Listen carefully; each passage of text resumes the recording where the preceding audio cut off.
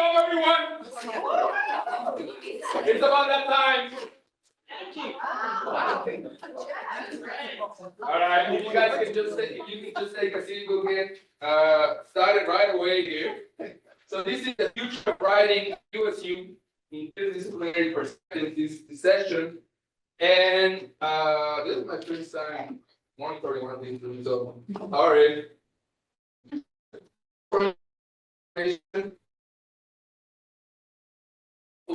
be uploaded to the ETE YouTube channel. Let's go.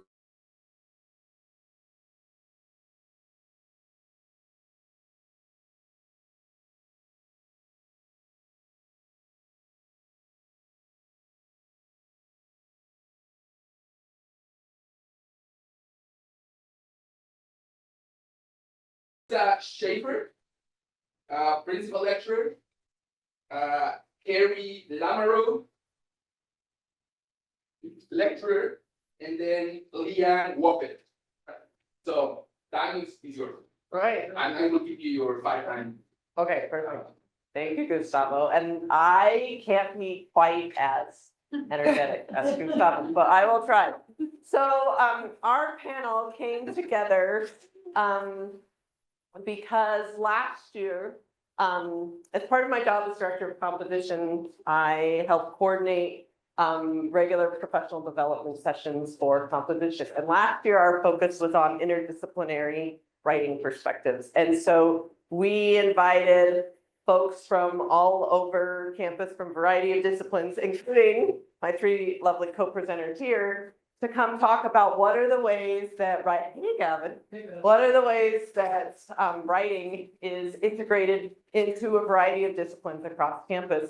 And since we teach English, we currently teach English 2010, and then our new 2020, which is professional communication. How does knowing more about the ways that writing functions in a variety of disciplines, how does that help us as writing instructors better focus what we're doing so that we can make better connections across disciplines?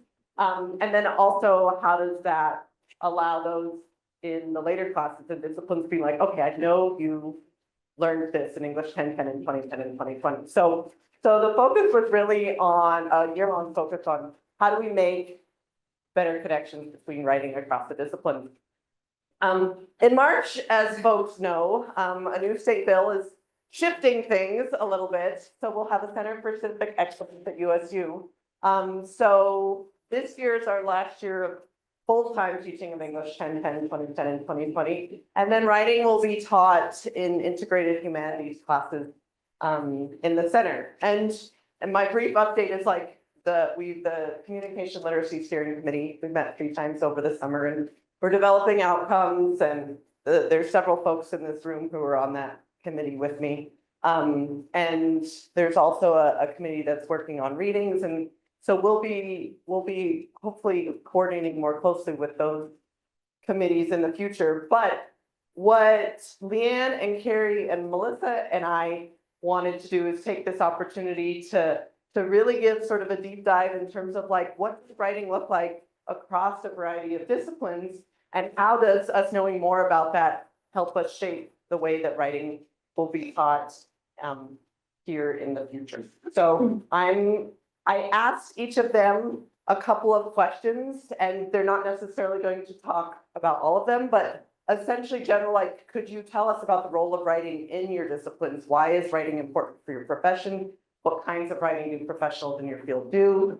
What kind of writing concepts do you teach in your major classes? What writing concepts do you hope students will be familiar with before they reach your classes?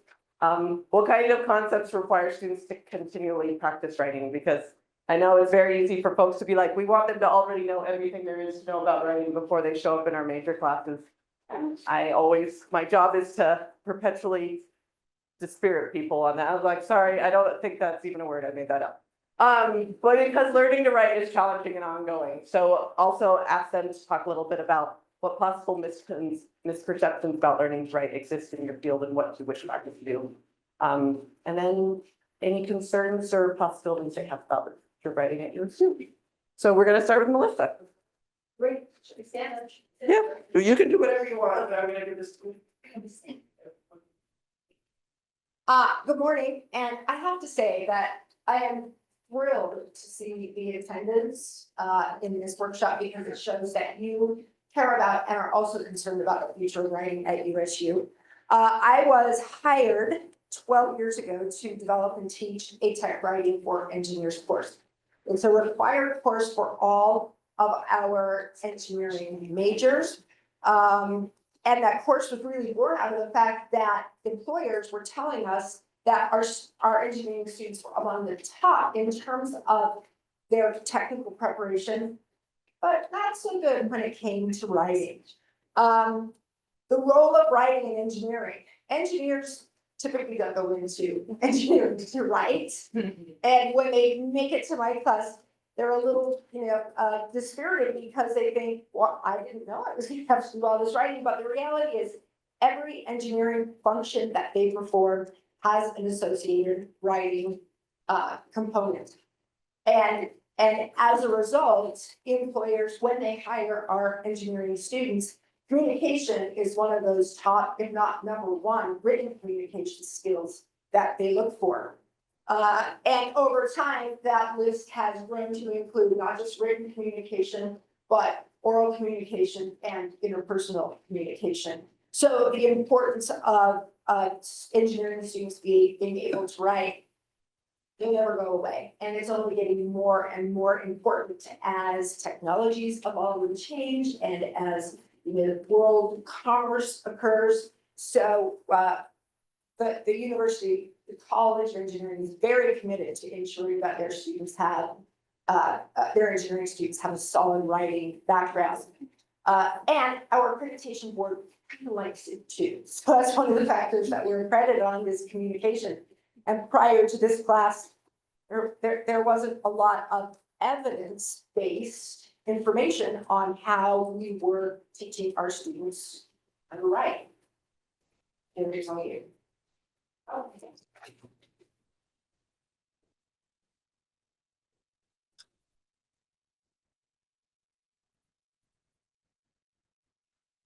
Don't. It's oh. For you. I can fast forward and then, There we go. there. Okay, we're winging it, right? I teach in the Department of Technology, Design and Technical Education. And with all the changes, they just split our department and I'm not sure if we're getting a new name or not. I'll probably find out tomorrow. But basically we're technical education. We take what the tech colleges do and then we turn all of those technical skills into degrees. My background is business, but I was asked to come in and teach the business classes for the students who are studying these different technical skill classes. And I've been teaching writing for technical education for about 25 years. This is my third different post-secondary institution that I've taught it at. And it's the same classes every time. It's amazing. And writing was not my background.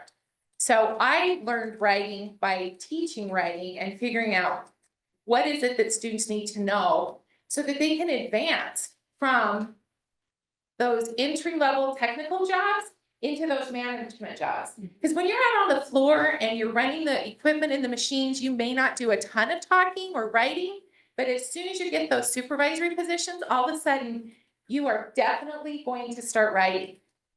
So the skills that we're looking at really are producing professional documents. And there's a whole myriad we'll talk about more. We want them to actually be able to engage in verbal communication as well. A lot of times when you're working in technical education, you have really technical ideas that you have to communicate sometimes to people who don't know what you're saying, right? Then we really want them to collaborate because we know that the workplace is no longer just an isolated communication, right? You're working with everyone. And then I'm a huge believer in everything we do because in the real world, if you mess up, you don't just get to be done and go on. Whether you're manufacturing something or whether you're writing something, if it doesn't meet industry specification, you fix it. You fix it and you try again. And so we really have tried to incorporate the revision process into all of our communication. So the first class I teach is a business 2200, which is a professional communication, and we actually have talked about how similar this is going to be or is to the English 2020. And at first, when I started teaching this class, one of the first things I tried to do is help students understand what's the difference between academic writing and professional writing. So does anybody know, if I asked you that on a quiz, what's the difference between academic writing and business writing? What would you say? Anybody? I would say academic writing is usually more verbose and business writing is usually more succinct. I totally agree. There's a why behind that. So somebody said it, and somebody yelled out audience. Who is that? Okay, who's your audience in academic writing? Your teacher, right? And what's your purpose in academic writing? To get a grade. To get a grade, to show how much you know, right? Business writing, your audience is no longer your teacher, right? And what's your purpose? Well, there's all kinds of purposes. It might be to sell something. It might be to persuade someone to do something. It might be to request information. It might be to disseminate information. Because the audience and purpose are different, the way that we do it is different. And so that's one of the things, and in fact, that's probably the only thing in this class. That is probably our overarching in this 2000 level class. Start to think about audience and purpose.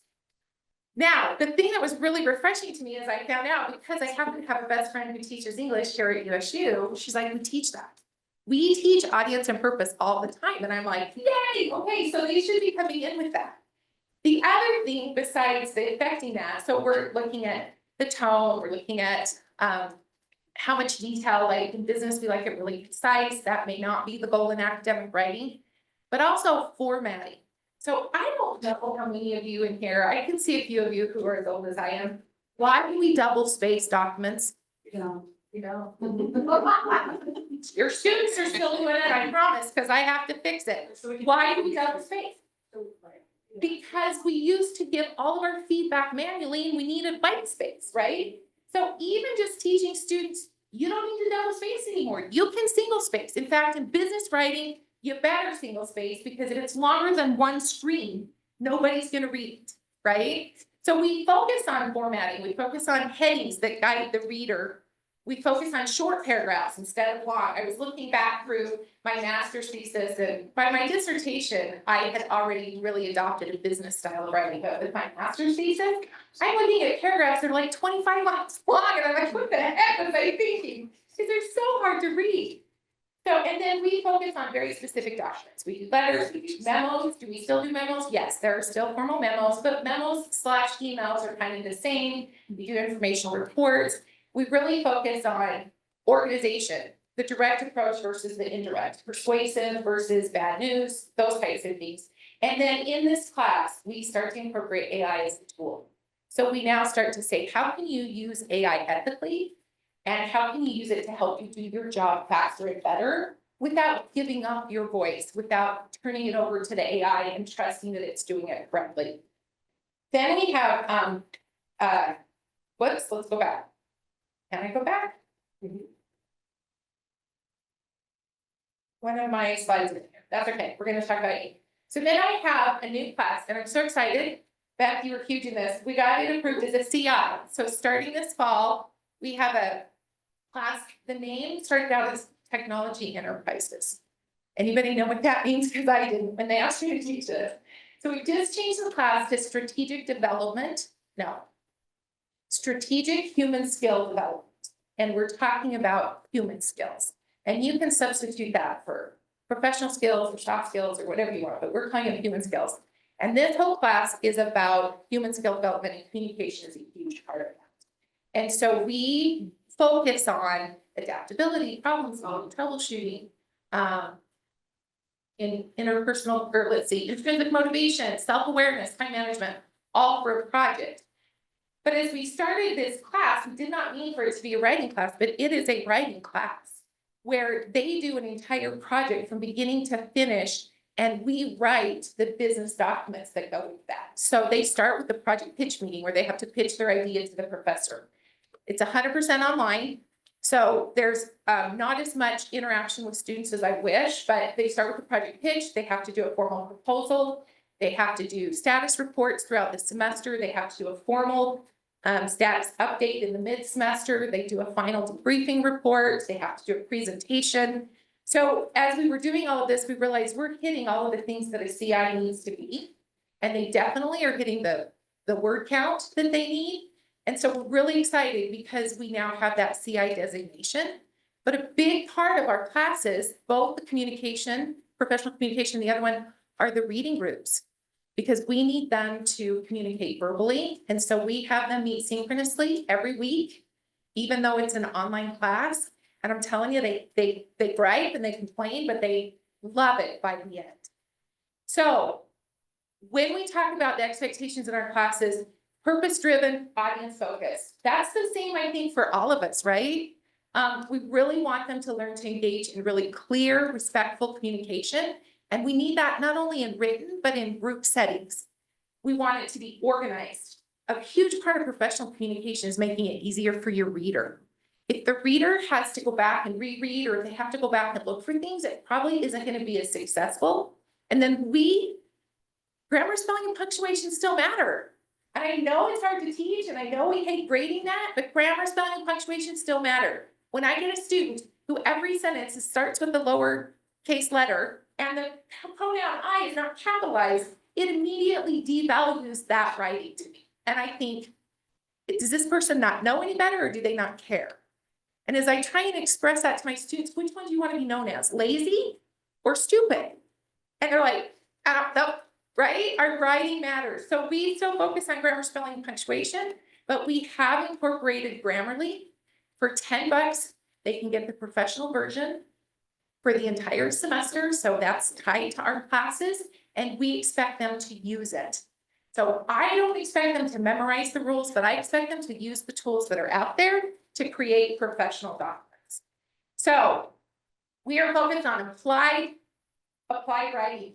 And we are hoping that what we're doing is bridging technical skills with the human skills so that they can be successful in the workplace. And then we want them to leave our program able to create documents that share information, that persuade people to do things, that can deliver bad news, that can document their technical expertise in a way that makes them successful in the workplace. And I think that's really where I love being in technical education, is we are focused on a job at the end of our degree. And so that's where all of our writing is focused. How do we make them successful in the workplace? So we're gonna back up. Right. I feel like I can dovetail really nicely with what Kari just did, because I am also in business, but here at the Huntsman School of Business. I was an instructor in Business 3200 for several years, and I worked under Lynn Benion's leadership. He's phenomenal. So if you ever need some tips and tricks on great writing and teaching, I highly recommend Lynn. I'm just going to do a shout out for him. I've learned a lot from him. Now what I teach is another CI course, and it's data visualization. So I lean more technical and using a lot more data driven and charts. And so that's sort of the shift. And what I wanted to sort of say is, and like everything that Kari said, and we are doing a lot more communicating with correct chart types and really having our students see data and then interpret it. I would say from a business perspective, one of the big takeaways, and I know you all will agree because I'm with the champions of writing here, is that writing is thinking. Would you guys agree? Writing, I mean, how many of you wrote something already today? Like typed it out, whatever hand, or you're taking notes? All of you, right? I like to ask my students that same question. How many of you have written already today in some way?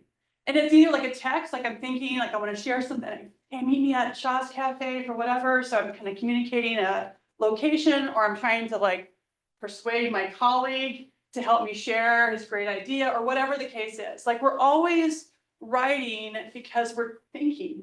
And that's what we have to train our students to get to be better thinkers, right? Better problem solvers. And so in business, we focus a lot on that. And I focus primarily in that data segment to say, what are our feelings? Those are real. And what are our facts? And so I'm trying to always like, let's see if we can balance, because I love the stories. I love the story of one. That's how you bring data along, the storytelling, but I have to ground that in like, well, I'm an N of 1, but actually the other N of 500 go the other direction, right? So I have to like ground my reality into those. So who am I? I like to say in my classrooms, I'm a curator and a coach. I'm not a subject matter expert anymore because you know what? I've outsourced that. I have an amazing assistant. I haven't named it yet. I need to ask my students, but I'm training it like 3 AI assistants right now to be that part of me that I don't have to be anymore. I still have huge curiosity like all of you. I'm still learning, but subject matter expert is not necessarily where I reside anymore in my career because I'm learning with my students. We're always learning, but I am the curator. And the reason why I'm curating is, and actually I have an art and design background, so that's a word, and I have actually curated an art exhibit, but I say I have more knowledge. I've been able to have more experiences. So I'm curating the best learning experience for you in a 14-week course, right? I can't just fire hose all this information, but I'm going to curate this and I'm going to do the best that I can. And each of you are curators. You're kind of, even though you have the same material, the way that you deliver it is very different. So I'm a curator, and then my job also is a coach, because I don't know about you, but I need someone to say, yes, you can. Yes, you can show up to class today or come on to the online class, and I'm going to help you. So those are my 2 titles, but I have a couple other here. Here at the, in USU, we like titles. So there we go. So I have answers to all of these questions that Beth put up. But Kari did such a great job covering them. And I was really thinking about if I could take maybe just a few more minutes to share what I wanted to transfer to my colleagues today. Because one of the things I love about ETE is that I try to walk away with like 2 ideas I can implement tomorrow. Like maybe 2 and maybe 1, right? So I want to just share with you maybe an idea that you can implement tomorrow or this semester when it comes to writing, because writing is thinking and we need more thinking, and that's why our students are here. And yet the dynamic of the environment is churning and changing, and it's super exciting, and we get to be part of that. And so I wanted to address an issue that my colleague, I've already pointed him out yet again, but Lynn Benyon has been struggling with and tackling and conquering this summer as we changed our curriculum in the business school with our core CI class, communication. It's still called business. What's the new name of it? Professional communication with AI. Professional communication with AI. So we are harnessing a tool immediately, right, with our students. So here's my question. AI can write for you, but should it? And this is something that I've been thinking, all of you have been thinking about. Business writing, we want clear, persuasive. We want to create that trust and that relationship. But AI is changing how we write. We go from a blank page to a first draft in seconds. Love that. In fact, I don't know about you guys, but I've been using the voice AI, and I've been, dictating my ideas, and then it translates, and I'm iterating. I feel like I'm in this really weird virtual world, and I need to make sure I come out of it every once in a while. But it's kind of fun. But I can create first drafts in seconds. Now, I will say I'm a different learner because I was pre-AI. I learned how to write free. Our students are not in that space. So we have to somehow be empathetic educators and curators and think about where are they at and how can we embrace that.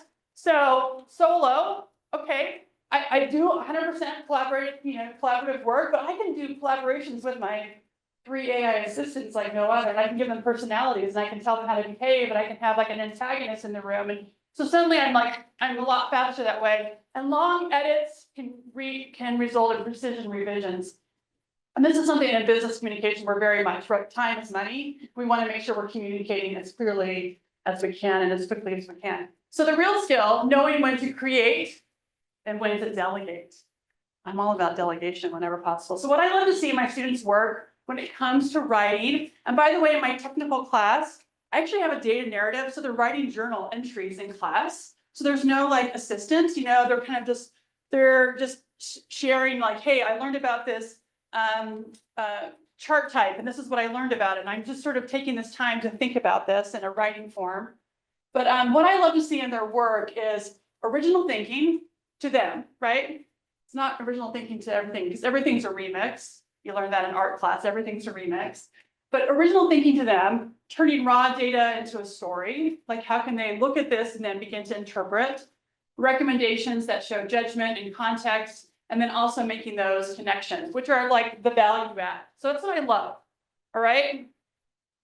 These are, to me, important but less personal. And I don't love them as much. So citations I mentioned, still very important. I want to know that I got this from the FDIC and this data is fact, right? It's not like a sample size of 5 of my friends, but actually 5,000, right? Those are all incredibly, sources, we could talk a whole thing about how in writing sources are so important.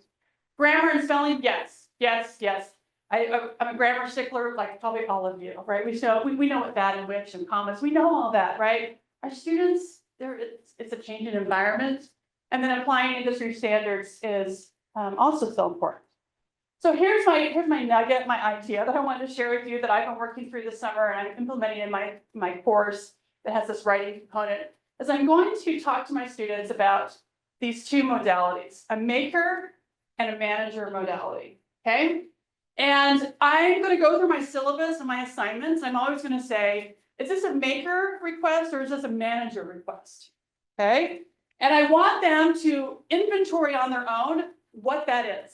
Okay. Because they're going to make some choices because, they leave my classroom. I can't always cover, and they might be trying to use AI for everything. They might want to use it for every single thing in their life. And I want them to say, hold back. You have control. There are some things that excite you, and I want you to do that. And so we're going to go through and kind of say, well, and these are my buckets, but they can be different for you and different for my students, to say, hey, maker, if you have original ideas, opinions, or insights, that's exciting to you. You want to write about that. You want to fuel that. Data storytelling, like, oh, I've done all the processing. Now, what does the narrative look like? That's exciting. Once upon a time, right? Audience specific recommendations. So again, we drill down a lot about audience. And so how can I profile my audience and then craft something that matches for that story? And then, of course, ethical reasoning and judgment. I should mention that I got this from a webinar from Boston College. And so that sparked this idea. On the manager side, it's like those accuracy, the grammar, the citation cleanup, the applying the style guides. Like that's my manager, and I want to delegate that. And so I'm just thinking more creativity. So when I come to my AI policy in my classroom, this is what I'm going to tell them. When it's exciting, when it's this maker, that is always you. It's always you. Because you don't want to outsource that. You don't want to delegate that. You want to outsource the manager mode. And that's where AI can help you. And that's where hopefully we can teach our students, because it's happening in industry. It's happening. And if they're not ready for it, they're going to be left behind. And I want them to be successful. So I want them to begin practicing in my class. Like, why did you just spend all that time going through all of that report when you could just had an AI assist help you? Now you can focus on the real value add. Why does this matter? Because professionals succeed by knowing when to own the maker work and when to use the manager routine work. I think this is really important for our writing and our thinking. And this is really my end thought here. If it's your favorite part of learning, don't let AI do it. When you're a maker, you become irreplaceable. I guarantee you, you want to be on teams, you're going to be leading. When you're in the manager, AI can do it faster for you. So that's like my nugget, and that I'm going to try to do with these writing. And I definitely love to have students get out their pens and they write in their, really awful handwriting, because it's really bad these days, And I'm like, no, not even computers. We have analog sessions in my class. And I teach with tech, but we put everything away and we have analog sessions where we're really like harnessing just the thinking, and the stuff, and say, isn't that fun? And then we also have, of course, the manager sessions where they're really leveraging the tool. So Beth, there's my idea. And I'll turn the floor back to you.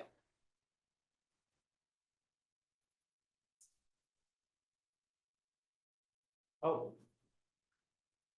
Okay, so now we wanted to give all of you some time to work with each other, because one of my favorite parts of ETE is the interdisciplinary aspect, where I get to meet, because there's a lot of you I know, but also a lot of you I don't know.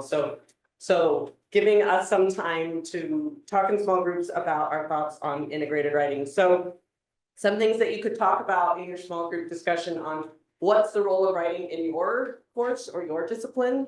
What kinds of writing do professionals in your field do? What kind of writing skills do employers in your profession value? I do think it's important that the more we know these interdisciplinary and interprofessional aspects, it helps us not only come up with examples in our own class, because sometimes we're not just teaching majors, sometimes we're teaching a range of majors or students who are thinking of switching majors. So, but also knowing like how things like audience and purpose transfer across all our disciplines. What writing concepts or skills do you hope students will be familiar with before they reach your major classes? I think it's important as we think about the kinds of writing that the new integrated humanities classes will be teaching. What kinds of writing, what concepts are we hoping that students will be learning in those classes? What writing concepts do we recognize that they'll still be practicing as they reach our major classes? Yeah, and what writing concepts do people in the integrated writing course would teach? The other thing too, this is something that I just found out maybe last week, is that we have currently our English 2020, which professional communication is a CL2 course. It's been a really popular course, but now of course it won't count for CL2 credit because it's not part of the major or part of the Center for Civic Excellence. So we could also fill into a 3,000 level CI course perhaps, or keep this at a 2,000 level 2020. I'm sort of using this as a space to be like, what would people want? So this would be helpful for me to know. So we have still about 14 minutes. So if you take 5 or so minutes in your small group to talk, then I think it'd be great then to share out loud with the rest of it. Okay, so yeah, so turn to your neighbor, meet each other. Yes.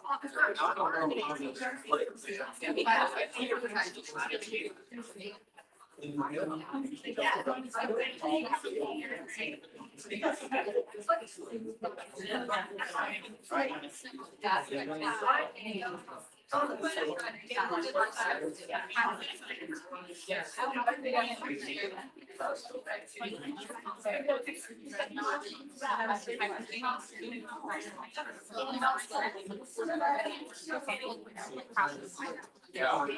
No, the one thing I've learned from that. Like for myself, like, oh, I bought the right coffee.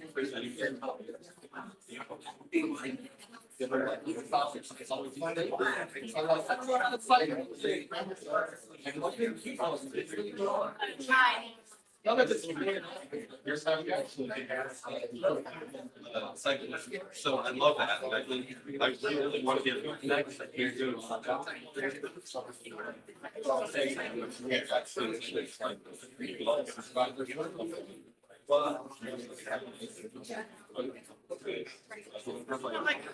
yeah. Yeah. So I don't have like lots of agencies. But.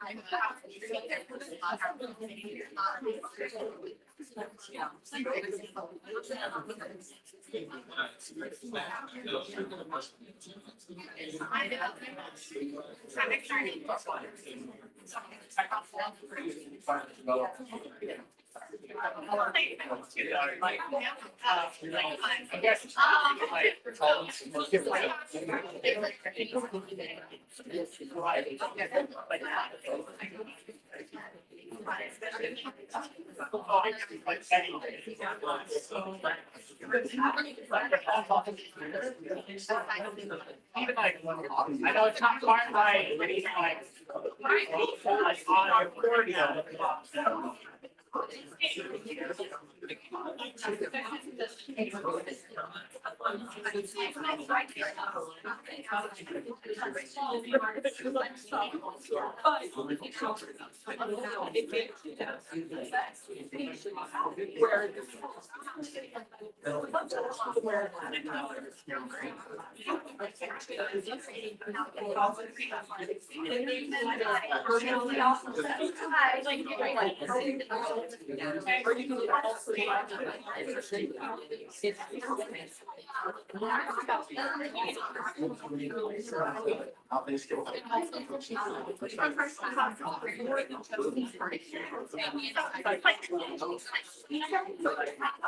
Yeah. Yeah. But. They like take.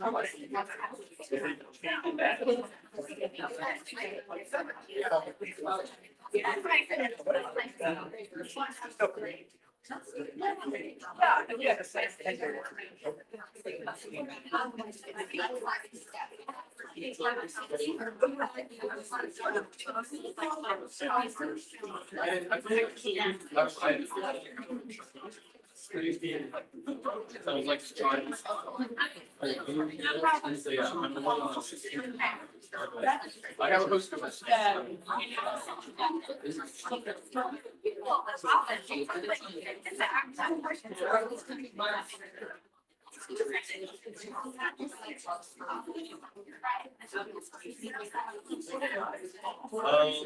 Yeah, I know, it was such a great time.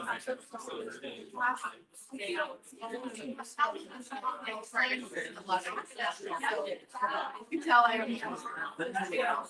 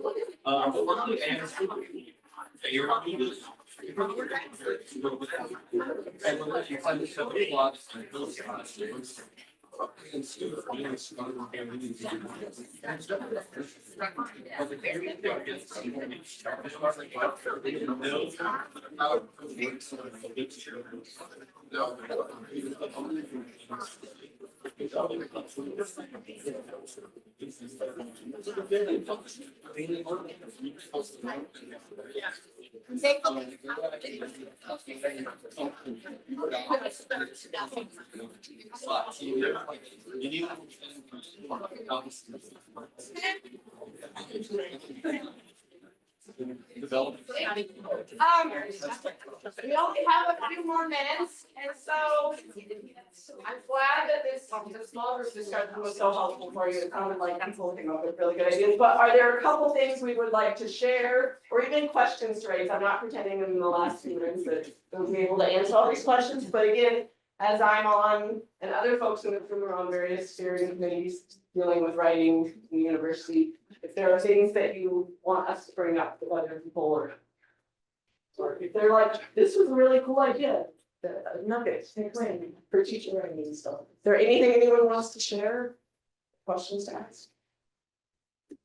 I just wanna say that I think what you're doing is like in your own courses is exactly, and so, like, I just wanna, like, our new Jenna to continue to be infused with what. With the interdisciplinary approach. I will keep advocating for that, John. I kind of had an insight while we were talking that the way that AI is, I was kind of leading into this AI conversation, the way that AI is delivering content to our students is in text form. And when students are seeing text, they kind of say, oh, done, right? The text has been delivered, it's been created, I'm done.